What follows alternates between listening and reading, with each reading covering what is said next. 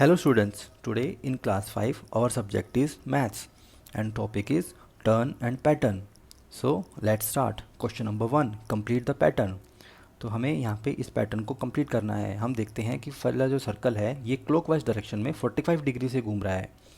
तो हम ये हमारी पहली पिक्चर है। इसके बाद इसमें 45 डायरेक्शन से ये घूमा 45 डिग्री से, नेक्स्ट में 45 डिग्री से, तो अगले में घूमेगा तो हमें इस तरह की पिक्चर मिलेगी और उससे नेक्स्ट में हमें मिलेगी ऐसी पिक्चर।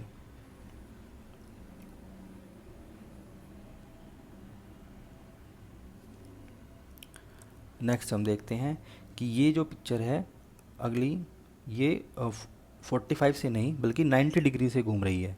तो यहाँ से 90 डिग्री से घूमेगी तो ये आएगा, उसके बाद ऐसे पिक्चर बनेगी और उसके बाद बनेगी फिर से ऐसी और फिर बनेगी ऐसी।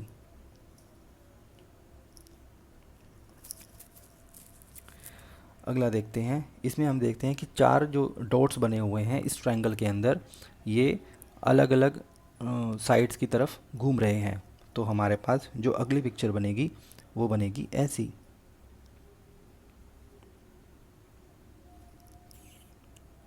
और उससे नेक्स्ट बनेगी ऐसी।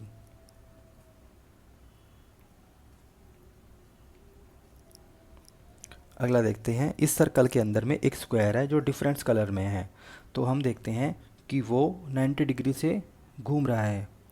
तो पहले पिक्चर में हम देखते हैं कि वो घूम के यहाँ पर आता है, उसके बाद में वो अगले में यहाँ पर आता है, तो उसके बाद में वो यहाँ पर आएगा। तो कुछ इस तरह की पिक्चर बनाएगा और उससे नेक्स्ट में वो नीचे आएगा। ये हम देखते हैं 90 डिग्री पे घूम रहा है। तो ये क्वेश्चन हमारा कंप्लीट होता है। Look at the pattern given below. इसमें हम देखते हैं कि जो ये एफ बना हुआ है ये घूम रहा है 45 डिग्री से। The rule of the pattern is turning by 45 degree each time clockwise, और ये क्लॉकवाइज डायरेक्शन में घूम रहा है। Which of the following will come next in the above pattern. तो इसमें हम देखेंगे कि जो नेक्स्ट पिक्चर बनेगी वो बनेगी कुछ ऐसी। तो हमें 3 ऑप्शन दिए हुए हैं, तो इसमें से हमारा आंसर होगा सी। तो चलिए नेक्स्ट क्वेश्चन करते हैं। Question number 3, write the pictures number in each that is breaking the rule of the pattern. तो हमें यहाँ पे एक पिक्चर नंबर बतानी है जो इस पैटर्न के रूल को तोड़ रही है। तो पहले हम देखते हैं कि पहले में ये डॉट ऊपर है, दूसरे में नीचे, मतलब 180 डिग्री में चेंज हो रहा है क्लॉकवाइज डायरेक्शन। इसी तरह ये, लेकिन हम देखते हैं छठे नंबर पे जब आते हैं तो ये ऊपर की तरफ है और ये होना चाहिए नीचे की तरफ। तो इसका आंसर हम लिखेंगे 6 नंबर। इसी तरह नेक्स्ट में ये अम्ब्रेला है, ये 90 डिग्री से घूम रहा है, तो ये 90 डिग्री से क्लॉकवाइज डायरेक्शन में, ये भी। लेकिन इसके बाद हम जब यहाँ पर देखते हैं तो हम देखते हैं ये क्लॉकवाइज घूमने की बजाय एंटी क्लॉकवाइज, मतलब उल्टी दिशा में घड़ी के घूम गया। तो इसका भी उत्तर होगा 6 नंबर। नेक्स्ट है, हमें एक बर्ड की पिक्चर दी हुई है। बर्ड की पिक्चर में हम देखें तो शुरू में 3 में इसका जो फेस है वो फ्रंट की तरफ, मतलब ऊपर की तरफ है, लेकिन आगे फिर नीचे हो रहा है, फिर ऊपर फिर नीचे। तो इसी पैटर्न को हम ध्यान से देखें, अगर उल्टी तरफ से चलें तो पहले इसका मुंह नीचे है, फिर ऊपर, फिर नीचे, फिर ऊपर। तो यहाँ पर इसका मुंह जो है वो नीचे होना चाहिए। तो ये हमारा उत्तर आंसर होगा। तो इसमें हम लिखेंगे 2 नंबर। इसी तरह नेक्स्ट में हम देखते हैं कि हमें 2 इमेजेस दी हुई हैं, तो ये इमेजेस सभी में सेम है, लेकिन दूसरा जो ट्रायंगल है ये यहाँ पर और यहाँ पर तो सेम है, लेकिन यहाँ पर ये जो स्क्वायर अंदर है इसका कलर, इसको सर्कल कर दिया गया, और जो बाहर सर्कल है उसको स्क्वायर बना दिया गया। तो इसका मतलब ये भी बिल्कुल इन दोनों के जैसा होना चाहिए था। तो इसका आंसर होगा ये। तो इसमें हम लिखेंगे number 4। Question number 4, fill the given squares with the number from 46 to 54 in such a way that the total of every line is 150। तो हम देखते हैं कि हमें इस लाइन का भी हमें इस लाइन का सम और ऊपर से नीचे तक भी दोनों का सम 150 होना चाहिए। ये भी 150, ये भी 150 और ये भी 150। इसी प्रकार इनका ऊपर से नीचे भी 150, 150 और 150। तो हम यहाँ देखते हैं 52 प्लस 47 को ऐड करके अगर हम 150 में से माइनस करें तो आएगा 51।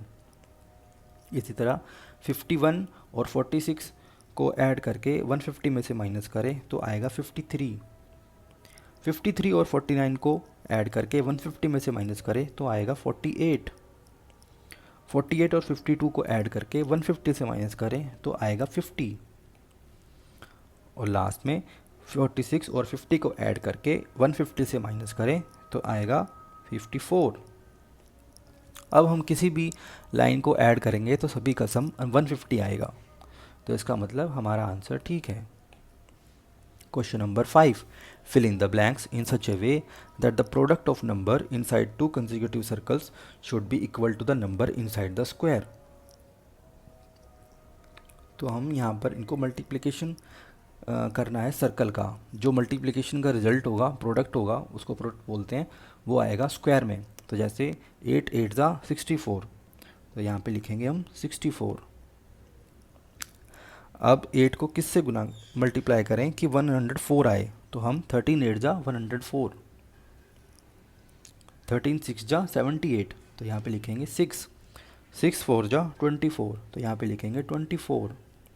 4 को किससे मल्टीप्लाई करें कि 64 आए, तो 16 4 ज़ा 64, और 16 को 8 से मल्टीप्लाई करेंगे तो आएगा 128। नेक्स्ट करते हैं life skill how to shop, class 5। The action और activity of going to shops and buying things is called shopping, which is common life skills for everyone to learn. Cost price, selling price, profit, loss are the general terms which are related to shopping. When cost price is lower than selling price, profit occurs. तो profit जब होता है तो CP या cost price जो होता है वो lower होता है selling price से। इसी तरह when cost price is higher than selling price, then loss occurs. तो लॉस होता है जब कॉस्ट प्राइस ज़्यादा होता है, और प्रॉफिट होता है जब कॉस्ट प्राइस कम होता है। तो इससे रिलेटेड एक क्वेश्चन करते हैं। Rohit mother gives him 1000 rupees and send him to a nearby grocery shop to buy groceries. The rate list of grocery shop is given below. Complete the table given below and then answer the question that follow. तो हमें यहाँ पे एक rate list दी हुई है, तो हमें बताना है कि रोहित ने जितनी क्वांटिटी खरीदी उसके हिसाब से रोहित ने कितने पैसे खर्च किए होंगे। तो हम देखते हैं, पहला है राइस। उसने राइस खरीदे, उसने खरीदे 1 kg। अब 1 kg राइस जो उसने खरीदे, और 1 kg की रेट लिस्ट में लिखा हुआ है 40 रुपीज़ पर kg, तो उसने पैसे खर्च किए होंगे ₹40। 40 को 1 से मल्टीप्लाई करें तो 40 आएगा। इसी तरह अगला है रिफाइंड ऑयल। रिफाइंड ऑयल उसने ख़रीदा 2 लीटर, और रेट लिस्ट है, रेट में है उसका 107 रुपीज़ पर लीटर। तो 107 को हम 2 से मल्टीप्लाई करें तो आएगा ₹214। नेक्स्ट है शुगर। शुगर का रेट है 38 रुपीज़ पर kg, और उसने क्वांटिटी खरीदी है रोहित ने 2.5 kg या 2.5 kg। तो इसको 2.5 से मल्टीप्लाई करें तो आएगा ₹95। नेक्स्ट है फ्लावर।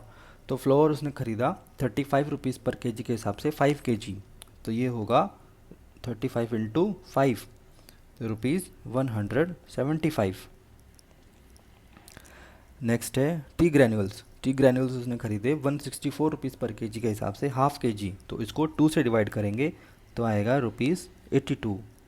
2 से डिवाइड करें या हाफ से मल्टीप्लाई करें। नेक्स्ट है राजमा। राजमा उसने ख़रीदा 54 रुपीज़ पर kg के हिसाब से 1.5 kg, तो इसको 1.5 से मल्टीप्लाई करेंगे तो आएगा ₹81। नेक्स्ट मिक्स पल्सेस उसने ख़रीदे 83 रुपीज़ पर kg के हिसाब से 3 kg, तो 83 इंटू 3 का प्रोडक्ट होगा ₹249। ना हमसे क्वेश्चन पूछा हुआ है total amount spent by Rohit. तो इनको हम सभी अमाउंट को 1 to 7 जितनी भी हैं इनको ऐड करेंगे।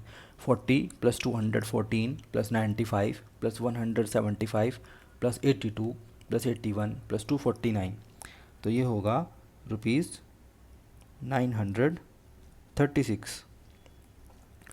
टोटल जो अमाउंट दी थी रोहित की मम्मा ने उसको, वो दी थी ₹1000, तो उसने स्पेंड किया 936 रुपीज़। तो इनको सब्ट्रैक्ट करेंगे तो आएगा 64। तो total amount left with Rohit होगी ₹64। चलिए नेक्स्ट क्वेश्चन करते हैं। A man bot 10 kg apples for ₹670 and sold them for 810। तो हम देखते हैं यहाँ पर कोस्ट प्राइस जो है उसका है ₹670। तो हम लिखेंगे जो कोस्ट प्राइस है वो होगा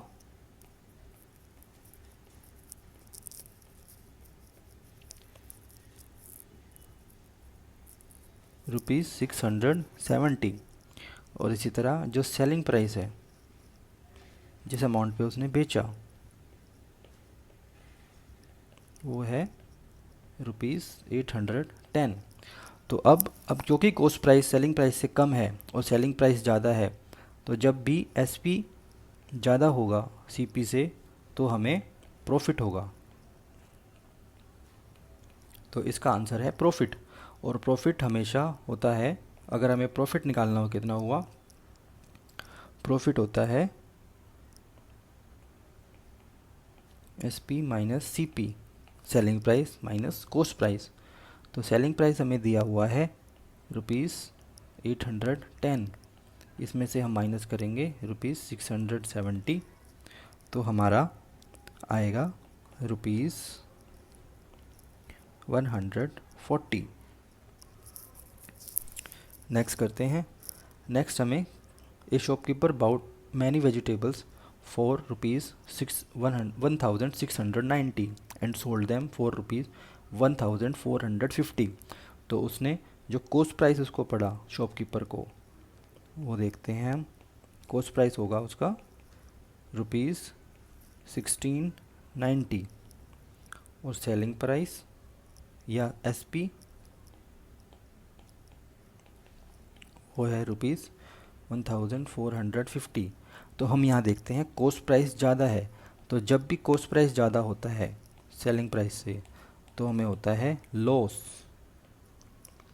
और लॉस हमें निकालना हो कितना होगा, तो वो होगा सीपी माइनस एसपी या coast price minus selling price.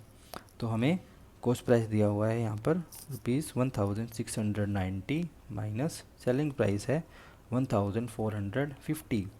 तो इसको माइनस करेंगे तो ये आएगा ₹240। तो इसका आंसर होगा लॉस और ₹240। So this worksheet is complete here. तो अगर आपको ये वीडियो अच्छी लगी तो वीडियो को लाइक कीजिए, शेयर कीजिए और चैनल को सब्सक्राइब कीजिए।